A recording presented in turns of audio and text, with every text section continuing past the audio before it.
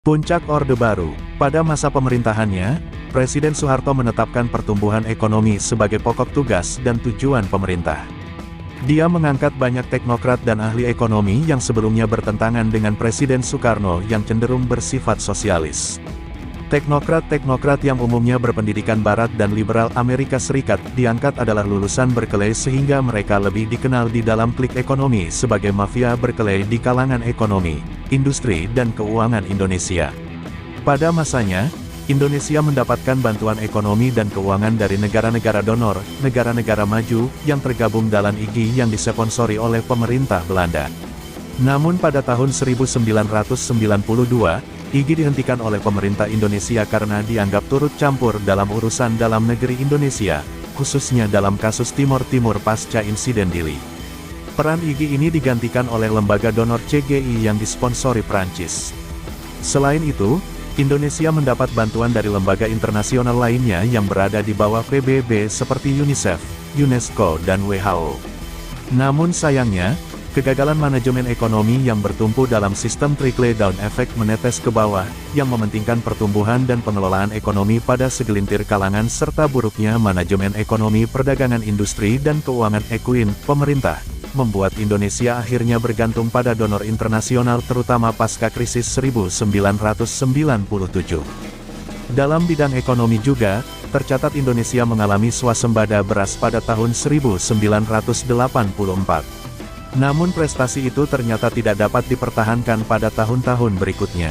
Kemudian kemajuan ekonomi Indonesia saat itu dianggap sangat signifikan sehingga Indonesia sempat dimasukkan dalam negara yang mendekati negara-negara industri baru bersama dengan Malaysia, Filipina dan Thailand, selain Singapura, Republik Tiongkok, dan Korea Selatan.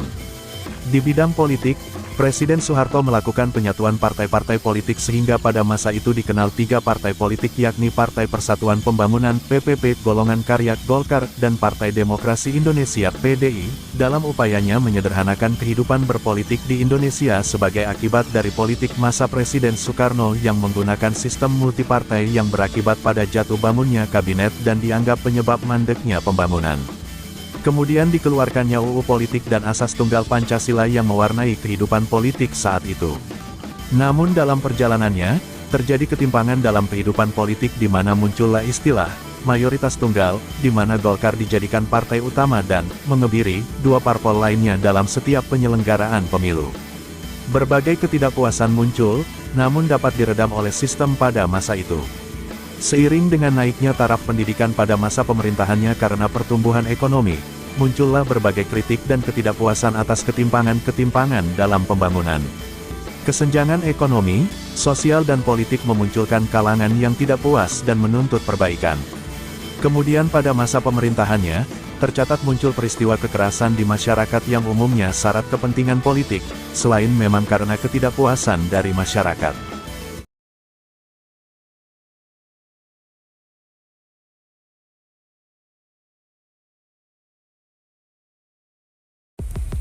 Terima kasih banyak. Mohon maaf jika ada salah. Semoga kita masuk surga. Semoga kita semua disehatkan badan, dilancarkan rezeki, dikabulkan segala hajat. Terima kasih banyak. Sampai bertemu di pertemuan selanjutnya. Salam damai.